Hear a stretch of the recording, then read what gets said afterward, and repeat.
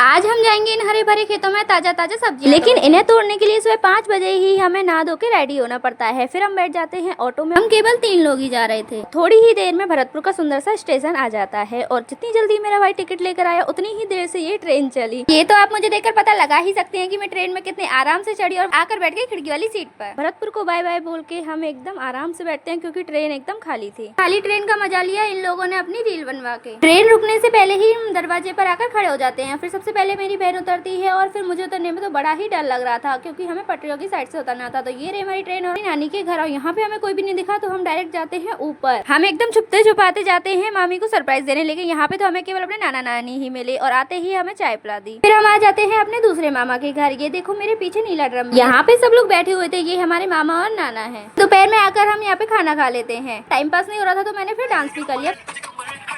तो शाम को हम निकल जाते तैयार होकर खेतों की तरफ। सबसे पहले हम गौशाला जाएंगे। ये रहा उसका गेट। तो यहाँ पे ही हमें छोटा सा बांध दिख जाता है तो पहले हम इसका मजा लेते हैं। झागों को देखकर तो आप पता लगा ही सकते हैं कि पानी कितनी तेजी से गिर रहा है। ये देखो वो रहा वेटनरी कॉलेज जहाँ पे गौशाला बनी हुई है। देखने में जितना सुंदर है उतना ही खतरनाक भी है। मरने से बचने के लिए हम यहाँ से वापस आ जाते हैं। तो चलते चलते हम आ जाते हैं कॉलेज की तरफ और ये रास्ता तो बंद था तो हम आ जाते हैं दूसरे रास्ते से। और यहाँ से बहुत ही सुंदर लग रहा था, लेकिन इन अंकल ने तो हमें घूमने से मना ही कर दिया कि ये तो बंद है, बाद में आना। हम आ जाते हैं जैसा कि मैंने पहले ब्लॉग में बोला था खेतों में सब्जियां तोड़ने। तो पेड़ों को देखते हुए और यहाँ पे हमें एक मोर भी नाचता हुआ दिख जाता है, जो शायद आपने देखा या नहीं देखा हो मुझे कमेंट बता दे। तो इस रास्ते पर चलने में बड़ा ही डर लग रहा था और मेरी बहन तो गिरने से ही बच गई। और यहाँ पे आते ही हमें एक छोटी तोरई, एक मोटी तोरई और एक मीडियम साइज की तोरई दिख जाती है। फिर हम आ जाते हैं आगे लौकी देखने के लिए और यहाँ पे ढूंढने पर हमें एक लौकी दिख ही जाता है छोटा सा, जो की शक्ल सूरत से बिल्कुल भी अच्छा नहीं था। तो हम आगे सुंदर सा लौकी ढूंढने के लिए आ जाते हैं। देखो मैंने यहाँ पे लौकी के फूल की खोज कर ली है। फिर हम एक और बार आ गया एक और लौकी ढूंढने के लिए, लेकिन ये भी सुंदर नहीं था। तो फिर हम और आगे जा जाते हैं और भी सुंदर देखने। और ये देखो यहाँ पे बहुत सारे लगे हुए हैं, लेकिन मैं एक सुंदर वाला ढूंढ रही हूँ।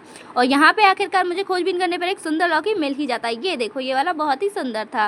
और लौकी किस किस को पसंद है मुझे कमेंट में जरूर बता देना। मैंने फूल में से निकलते हुए एक छोटे लौकी की भी खोज कर लिया। ये देखो मैं आपको दिखाती हूँ, बहुत ही छोटा सा लौकी। और ये हमारे घर का लौकी मम्मी से बात करने के लिए अपने बाल ठीक कर रहा है, कुछ समझ नहीं आया। तो खेत बहुत ही सुंदर है, यहाँ से जाने का बिल्कुल भी मन ही नहीं था। और मैं ये वीडियो बनाई थी, इसके बिहाइंड द सीन्स में ये सारे लोग बैठे हुए आ गए। और फिर मैं इधर से ये चरी तोड़ने लग रही थी। और ये क्या, मेरा तो गिरने का सीन भी कैप्चर हो गया और इसे काटने का मेरा मन ही नहीं था, क्योंकि आपको मुझे दिखाना भी तो था कि मैं कितने अच्छे से रैंप वॉक करना सीख गई हूँ खेतों में। रास्ते में हमें अपने सबसे छोटे वाले मामा मिल जाते हैं और घर पे आके ही नाना की पंचायत में आके हम बैठ जाते हैं। बैठे ही हमारे लिए आइसक्रीम आ जाती है और मेरी बहन अपने ड्राइंग का प्रदर्शन करने लगती है नाना लोगों के सामने। हम यहाँ के बाजार की सस्ती सस्ती चीजें आपको नेक्स्ट व्लॉग में दिखाएंगे। चलिए राधे राधे।